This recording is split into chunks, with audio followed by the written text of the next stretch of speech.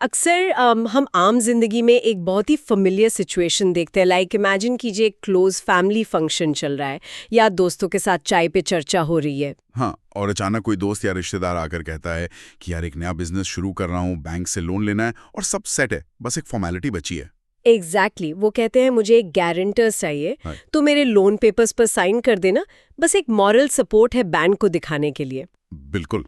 और उस वक्त दोस्ती निभाने के प्रेशर में या किसी को निराश ना करने की वजह से लोग उस मोटे से डॉक्यूमेंट पर अपना सिग्नेचर कर देते हैं। दिमाग में ये इमेज होती है कि ये तो बस एक डॉक्यूमेंट पर पेन चलाना है, एक सिंपल सिग्नेचर और एक भरोसा कि उधार लेने वाला व्यक्ति टाइम पर पैसे चुका देगा। ये एक बहुत ही कंफर्टिंग थॉट लगता है। लेकिन कानून की दुनिया में लीगल लेंस से जब हम इस एक सिग्नेचर को देखते हैं तो ये एक बहुत बड़ा जाल बन सकता है। एक मैसिव ट्रैप। सही बात है। जो चीज दोस्ती में एक छोटी सी फॉर्मेलिटी लगती है वो एक्चुअली एक ऐसी फाइनेंशियल लाइबिलिटी होती है जो किसी की भी जिंदगी भर की सेविंग्स को तबाह कर सकती है। तो आज के इस डीप डाइव में हमारा मिशन यही है।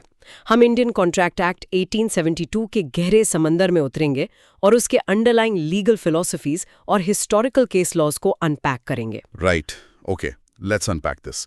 हमारा मेन फोकस इस बात पर रहेगा कि ये गारंटर, जिसे लॉ की भाषा में श्योरिटी कहा जाता है, उस लायबिलिटी के इस कॉम्प्लेक्स जाल में आखिर कितना गहरा फंसता है। और उससे भी जरूरी बात, जिसके लिए कानून ने बहुत सारे छोड़ द्वार से बनाए हैं।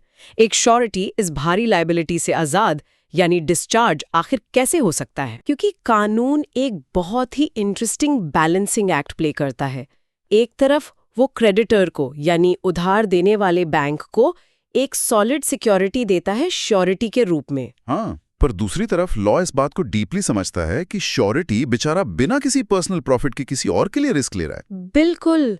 इसलिए अगर क्रेडिटर थोड़ी सी भी गलती करे या अपनी लिमिट क्रॉस करे तो लॉ श्योरिटी को बचाने के कई स्टैट्यूटरी एस्केप रूट्स देता है। पर उन एस्केप रूट्स को समझने से पहले ये समझना बहुत जरूरी है कि ये जाल दरअसल कितना गहरा है। द ट्रैप इटसेल्फ, गारंटी का बेसिक स्ट्रक्चर आखिर क्या होता है? तो इंडियन कॉन्ट्रैक्ट एक्ट के सेक्शन 126 के मुताबिक कॉन्ट्रैक्ट ऑफ गारंटी कोई आम कॉन्ट्रैक्ट नहीं है। ये एक ट्राइपार्टाइट अग्रीमेंट है, यानी 3 हिस्सों वाला अग्रीमेंट। राइट, इसमें 3 लोग होते हैं। पहला इंसान है क्रेडिटर, जो पैसे उधार दे रहा है। दूसरा है प्रिंसिपल डेटर, जो पैसे उधार ले रहा है। और तीसरा है हमारा हीरो या कहीं की बकरा, श्योरिटी, जो गारंटी देता है। यहाँ लोगों के दिमाग में एक बहुत बड़ा और बहुत ही डेंजरस मिसकंसेप्शन होता है। आम तौर पर लोगों को लगता है कि श्योरिटी का रोल एक बैकअप जनरेटर जैसा है। अरे बहुत कॉमन मिसकंसेप्शन है ये। लॉजिक ये कहता है कि जब पावर लाइन कट होगी तभी तो बैकअप जनरेटर ऑन होगा ना। एग्जैक्टली। लोगों को लगता है कि अगर डिफॉल्ट हुआ तो बैंक सबसे पहले उस इंसान के पीछे भागेगा जिसने एक्चुअल में लोन लिया है। हाँ, कि बैंक पहले डेटर पर केस करेगा, उसकी प्रॉपर्टी सीज करेगा और सालों बाद जब वहां से एक फूटी कौड़ी नहीं मिलेगी तब आखिर में थक हार कर श्योरिटी के पास आएगा। लेकिन कानून का एक बहुत ही ब्रूटल कॉन्सेप्ट इस पूरी अजम्पशन को जड़ से उखाड़ देता है। इस कॉन्सेप्ट को कहते हैं को एक्सटेंसिव लायबिलिटी। और सच कहूं तो ये इस पूरे डीप डाइव का एक सबसे बड़ा टेकअवे है। कोएक्सटेंसिव का सीधा और सिंपल मतलब है कि श्योरिटी की लायबिलिटी प्रिंसिपल डेटर के बिल्कुल बराबर होती है, रत्ती भर भी कम नहीं। मतलब जैसे ही डिफॉल्ट होता है डेटर और श्योरिटी के बीच का फर्क क्रेडिटर के लिए कंप्लीटली खत्म हो जाता है। दोनों इक्वली लायबल हो जाते हैं। इस कॉन्सेप्ट को क्लियर करने के लिए एक हिस्टोरिकल सुप्रीम कोर्ट केस है, state bank of India versus MS Indo export registered. अच्छा, इस केस में क्या हुआ था? इस लैंडमार्क केस में सुप्रीम कोर्ट ने एकदम क्लियर शब्दों में कह दिया था कि क्रेडिटर को पहले डेटर पर केस करने की कोई लीगल रिक्वायरमेंट नहीं है। डिफॉल्ट होते ही क्रेडिटर सीधे श्योरिटी का दरवाजा खटखटा सकता। ओह वाओ, मतलब पूरा का पूरा पैसा एक झटके में मांग सकता है। What's fascinating here is the absolute immediacy of it. बिल्कुल, कानून क्रेडिटर को फोर्स नहीं करता कि वो पहले लंबे लीगल बैटल्स लड़ें डेटर के साथ। इसको एक डेली लाइफ एनालॉजी से समझते हैं। इमेजिन कीजिए 2 दोस्त एक एक्सपेंसिव रेस्टोरेंट में खाना खाने गए हैं। हाँ, एक दोस्त ने ऑर्डर किया और दबा के खाना खाया। हाँ, और दूसरा दोस्त बस उसके सामने बैठा रहा। उसने एक बाइट भी नहीं ली, बस उसने वेटर को बोल दिया था कि भाई इसका बिल मैं देख लूंगा अगर इसने नहीं दिया। राइट। अब जैसे ही खाना खत्म होता है और बिल टेबल पर आता है, वेटर को इस बात से कोई मतलब नहीं है कि पनीर टिक्का किसने खाया और किसने नहीं खाया। सही कहा। बिल आते ही वेटर सीधे उस दूसरे दोस्त से पूरे पैसे मांग सकता है। वेटर को पहले उस खाने वाले दोस्त की जेबें टटोलने की जरूरत नहीं है। एग्जैक्टली। कॉन्ट्रैक्ट ऑफ गारंटी में श्योरिटी की हालत उस दूसरे दोस्त जैसी ही होती है। तो अब जब ये क्लियर हो गया है कि लायबिलिटी कितनी खतरनाक है, दिमाग में तुरंत एक अलार्म बजता है। एक पैनिक सेटन होता है कि आखिर इस जाल से निकलने का रास्ता क्या है। अगर लायबिलिटी इतनी एब्सोल्यूट है तो लॉ ने उन एस्केप रूट्स को कहाँ छुपा कर रखा है? यहाँ से लॉ का इक्विटेबल नेचर सामने आता है। कानून अंधा जरूर कहलाता है, पर वो श्योरिटी के राइट्स को कंप्लीटली इग्नोर नहीं करता। सबसे पहला एस्केप रूट बहुत डायरेक्ट है, खुद को आजाद कर लेना। इसे लीगल टर्म्स में कहते हैं डिस्चार्ज बाय रिवोकेशन। मतलब अपनी दी हुई गारंटी को खुद ही वापस खींच लेना। पर क्या कोई भी किसी भी वक्त अपनी गारंटी वापस ले सकता है? इसका जवाब डिपेंड करता है कि गारंटी किस टाइप की थी। बेसिकली गारंटी दो तरह की होती है, एक होती है स्पेसिफिक गारंटी और दूसरी होती है continuing guarantee. Right. Specific guarantee तो एकदम क्लियर और वन टाइम होती है, एक सिंगल ट्रांजैक्शन के लिए।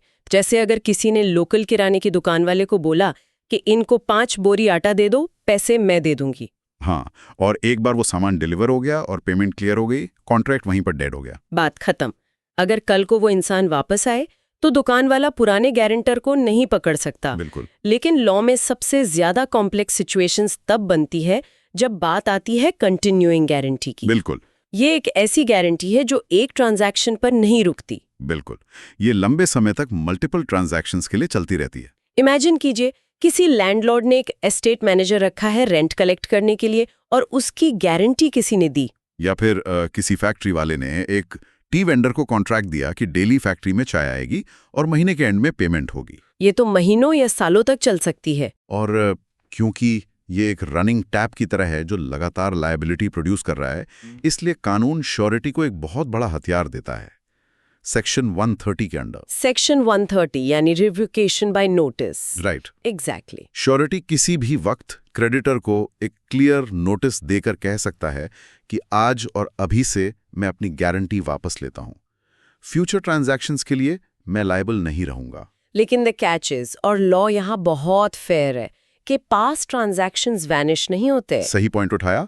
अगर नोटिस देने से पहले ही एस्टेट मैनेजर ने 50,000 रुपए का गबन कर लिया है तो उसका पैसा तो श्योरिटी को भरना ही पड़ेगा। नोटिस सिर्फ और सिर्फ आगे आने वाली फ्यूचर ब्लीडिंग को रोकता है, पास्ट वुंड्स को हील नहीं करता। और इस रिवोकेशन में एक और बहुत ही फैसिनेटिंग क्वर्क है। क्या होगा अगर श्योरिटी नोटिस देने के काबिल ही ना रहे? What if the surety dies? हाँ, सेक्शन 131 इस सिनेरियो को डील करता है, डेथ ऑफ श्योरिटी। कानून मानता है कि श्योरिटी की मौत अपने आप में एक अल्टीमेट रेवोकेशन नोटिस है। मौत होते ही गारंटी आगे के फ्यूचर ट्रांजैक्शंस के लिए ऑटोमेटिकली रुक जाती है। पर यहाँ सबसे बड़ा सवाल ये उठता है कि क्या होगा अगर क्रेडिटर को इस मौत के बारे में पता ही ना हो? वेट, सच में? बैंक तो यही सोचकर आगे उधार देता रहेगा कि श्योरिटी जिंदा है और गारंटी चल रही है। So what does this all mean? Legal history बताती है कि ये लॉ का एक बहुत ही प्रोफाउंड पॉइंट है। बिना क्रेडिटर की नॉलेज के भी मौत ऑटोमेटिकली गारंटी को रिवोक कर देती है। क्रेडिटर को फॉर्मली बताना जरूरी नहीं है। ओह वाओ, लॉ का फिलॉसफी यहाँ बहुत डीपली रूटेड लगता है। गारंटी एक पर्सनल भरोसे का कॉन्ट्रैक्ट है, एक पर्सनल प्रॉमिस। बिल्कुल। जब वो इंसान ही इस दुनिया में नहीं रहा जिसने भरोसा दिलाया था, तो लॉ उसके हेयर्स को फ्यूचर लायबिलिटीज को फोर्स नहीं कर सकता। हालांकि श्योरिटी की मौत से पहले जो लायबिलिटीज बन चुकी थी, उनके लिए उसकी एस्टेट यानी छोड़ी हुई प्रॉपर्टी जरूर लायबल होती है। सही कहा। तो ये तो बात हुई खुद नोटिस देने की या नेचुरल कॉजेस की, लेकिन कानून में सबसे मजेदार सिचुएशंस तब आती हैं जब क्रेडिटर खुद अपनी गलती से श्योरिटी को आजाद कर देता है। ये हमारा दूसरा मेजर एस्केप रूट है, discharge by conduct of the creditor. और ये बैंकिंग दुनिया में बहुत कॉमन है। इसका सबसे बड़ा स्टैट्यूटरी हथियार है वेरिएंस इन टर्म्स, मतलब कॉन्ट्रैक्ट की शर्तों में हेरफेर करना। कानून का एक बहुत स्ट्रिक्ट रूल है, अगर क्रेडिटर और डेटर आपस में बैठकर बिना श्योरिटी की परमिशन के ओरिजिनल कॉन्ट्रैक्ट में कोई भी बदलाव कर ले तो श्योरिटी इमीडिएटली आजाद हो जाता है। इसको समझने के लिए एक बहुत क्लासिक इलस्ट्रेशन है। इमेजिन कीजिए एक मालिक ने एक क्लर्क को नौकरी पे रखा फिक्स्ड सैलरी पर, और किसी तीसरे इंसान ने उसकी ऑनेस्टी की गारंटी ली। ठीक है, सब ठीक चल रहा था। फिर एक दिन मालिक और क्लर्क ने आपस में तय किया कि सैलरी सिस्टम हटा देते हैं, अब से तुम कमीशन बेसिस पर काम करोगे। उन्होंने स्ट्रक्चर चेंज कर दिया पर गारंटर को नहीं बताया। अच्छा, तो अगर बाद में क्लर्क ने कमीशन के लालच में कंपनी के फंड्स गबन कर लिए तो क्या मालिक गारंटर्स से पैसे मांग सकता है? कानून कहेगा आपको एक पैसा नहीं मिलेगा, क्योंकि कॉन्ट्रैक्ट की फंडामेंटल शर्तें बदल दी गई थी बिना श्योरिटी को बताएं। एक बहुत ही लैंडमार्क सुप्रीम कोर्ट जजमेंट इस प्रिंसिपल को और हाईलाइट करता है, Bhagyalakshmi cooperative bank versus Babaldas Amthram Patel. हाँ, इस केस में बैंक ने डेटर की क्रेडिट लिमिट इनिशियली 4 लाख रुपए तय की थी, जिसके लिए श्योरिटी ने गारंटी दी थी। पर बाद में बैंक ने डेटर की रिक्वायरमेंट देखकर बिना श्योरिटी को पूछे वो लिमिट चुपके से बढ़ाकर 26 लाख रुपए कर दी। और जब डिफॉल्ट हुआ तो कोर्ट ने एकदम साफ रूलिंग दी कि ये ओरिजिनल अग्रीमेंट का फंडामेंटल वेरिएंस है। बैंक ने लिमिट क्रॉस की तो एक्सेस अमाउंट के लिए श्योरिटी बिल्कुल लायबल नहीं होगा। Here's where it gets really interesting.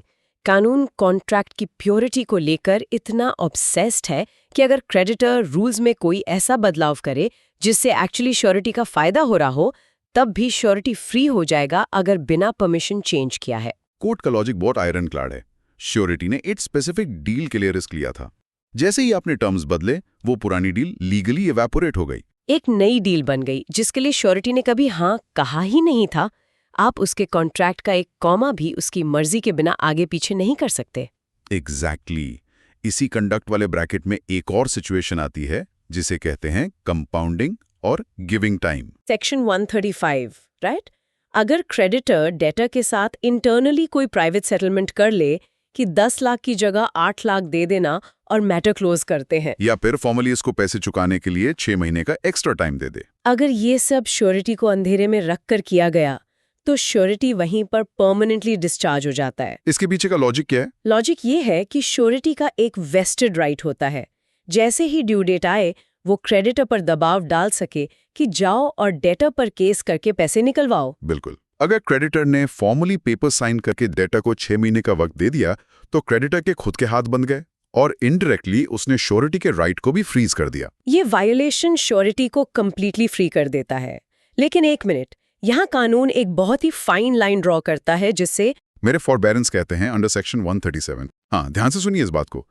अगर क्रेडिटर ने ऑफिशियली कोई टाइम एक्सटेंशन ग्रांट नहीं किया है, बस पेमेंट की ड्यू डेट निकल गई और क्रेडिटर थोड़ा लेजी हो रहा है केस फाइल करने में, तो इस मेरे फॉरबेरेंस यानी सिर्फ आलस और डिले के वजह से श्योरिटी डिस्चार्ज नहीं होता। फॉर्मल एक्सटेंशन देना और सिर्फ केस करने में डिले करना, इन दोनों में जमीन आसमान का फर्क है। एक्टिव कॉन्ट्रैक्चुअल चेंज और पैसिव इनएक्शन दोनों के नतीजे अलग होते हैं कानून की नज़र में। अब आते हैं तीसरे एस्केप रूट पर, impairment and loss of security. ये राउट इस बारे में है कि जब क्रेडिटर किसी और के एसेट्स का ध्यान रखने में फेर हो जाता है।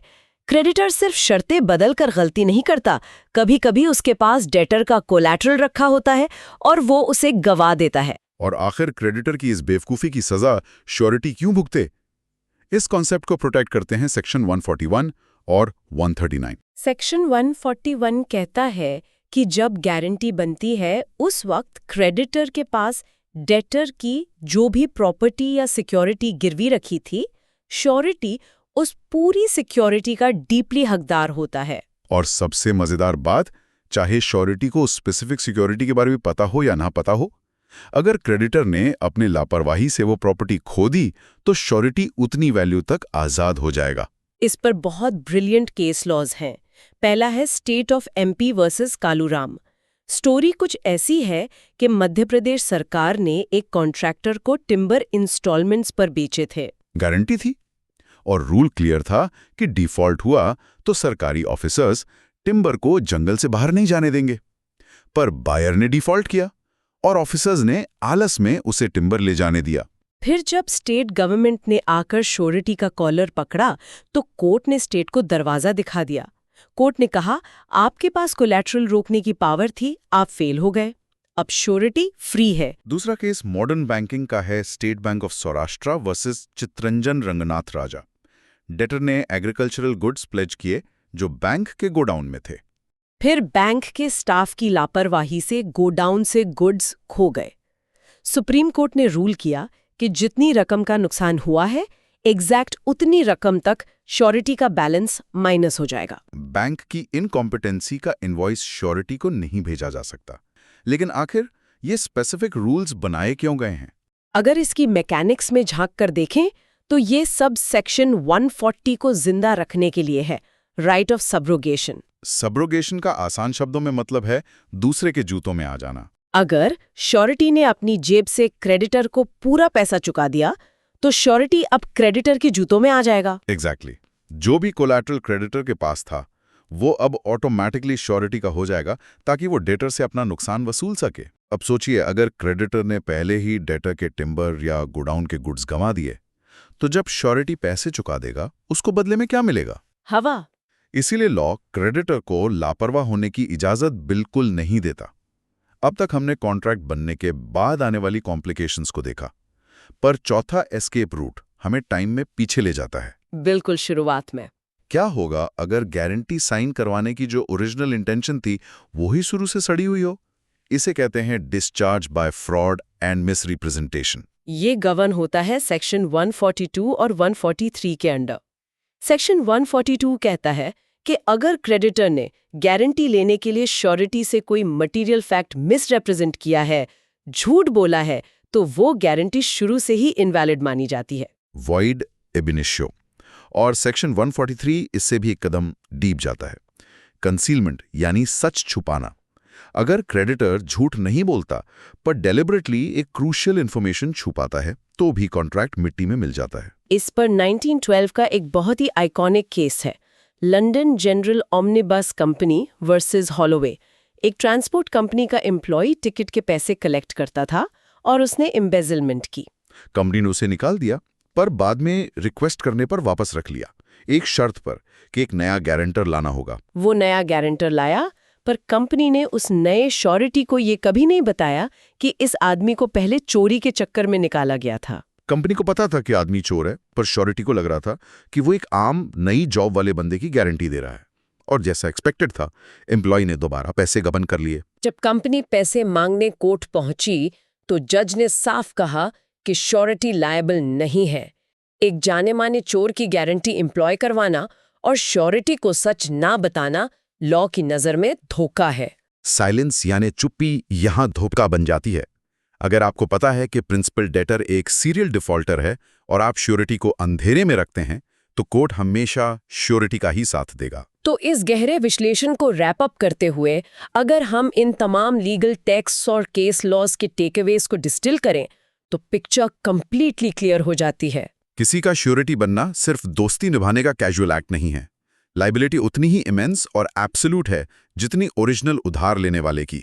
डिफॉल्ट होते ही आप फ्रंट लाइन पर आ जाते हैं। पर द सेविंग ग्रेस इज कि नॉलेज ही यहाँ सबसे बड़ा शील्ड है। कॉन्ट्रैक्ट एक्ट एक अंधा मॉन्स्टर नहीं है। लॉ ने श्योरिटी के आसपास प्रोटेक्टिव लेयर्स बनाई हैं। चाहे वो नोटिस देना हो डेथ का, ऑटोमेटिक ऑपरेशन हो, क्रेडिटर का कोलैटरल खो देना हो या कॉन्ट्रैक्ट की टर्म्स को बैकडोर से बदलना हो, कानून इनोसेंट श्योरिटी के राइट में आकर खड़ा हो जाता है। लेकिन इस डीप डाइव को बंद करने से पहले मैं एक ऐसी थॉट प्रोवोकिंग पैराडॉक्स के साथ छोड़ना चाहती हूँ जिसने मॉडर्न इंडियन लीगल फ्रेमवर्क में भूचाल ला दिया है। ये डिबेट तो रोज कोर्ट रूम्स में हो रही है आजकल। बिल्कुल। देखिए, कॉन्ट्रैक्ट एक्ट का सेक्शन 134 कहता है कि अगर क्रेडिटर ने प्रिंसिपल डेटर को लायबिलिटी से माफ कर दिया तो श्योरिटी ऑटोमेटिकली फ्री हो जाता है। लॉजिक फ्लॉलेस है। हाँ, अगर मैं इंसान ही आजाद हो गया तो गारंटर कैसे बंदा रह सकता है? पर नए इंसॉल्वेंसी एंड बैंक्रप्सी कोड यानी आईबीसी के आने के बाद सीन बदल गया है। यही सवाल है, क्या होगा अगर प्रिंसिपल डेटर को क्रेडिटर ने माफ नहीं किया बल्कि किसी ऑपरेशन ऑफ लॉ की वजह से वो डिस्चार्ज हो गया हो? अगर एक कंपनी आईबीसी के प्रोसेस से बैंक्रप्ट घोषित हो जाए और लॉ उसको कर्जों से माफ कर दे तो क्या श्योरिटी को आज़ादी मिलेगी? द शॉकिंग आंसर्स नहीं। मॉडर्न रूलिंग्स जैसे सुप्रीम कोर्ट का judgement state bank of India versus Mula Sahakari Sakhar Karkhana ने यही स्टैंड लिया है कि इंसॉल्वेंसी सिनारियोज में श्योरिटी आज़ाद नहीं होता। अगर लॉ ने डेटर को इंसॉल्वेंट मानकर निकाल दिया तो क्रेडिटर का सिर्फ एक ही रास्ता बचता है और वो सीधे श्योरिटी की तरफ जाता है। कानून मानता है कि श्योरिटी का जन्म ही ऐसी सिचुएशंस के लिए हुआ था। और यही वो क्लैश है जिस पर हम चाहते हैं कि लोग सोचें। एक तरफ ट्रेडिशनल कॉन्ट्रैक्ट लॉ के पर्सनल रूल्स हैं जो इक्विटी की बात करते हैं और श्योरिटी वो बचाते हैं, और दूसरी तरफ ruthless economy driven bankruptcy laws हैं। जब ये दोनों आपस में टकराते हैं तो श्योरिटी के पास आखिर कौन सा रास्ता बचता है? ये कानून के एवोल्यूशन का एक नया चैप्टर है। तो अगली बार जब कोई दोस्त पेन आगे बढ़ाकर कहे कि भाई एज ए गारंटर साइन कर दे, तो याद रखिएगा, वो सिग्नेचर सिर्फ एक शाही का निशान नहीं है। उस एक स्ट्रोक से आप खुद को एक पूरे कॉम्प्लेक्स लीगल यूनिवर्स के साथ बाइंड कर रहे होते हैं। जाल में एंटर करना 1 सेकंड का काम है, पर एग्जिट के रास्ते बारीकियों में छिपे हैं। सोचिए, समझिए और तभी पेन आगे बढ़ाइए।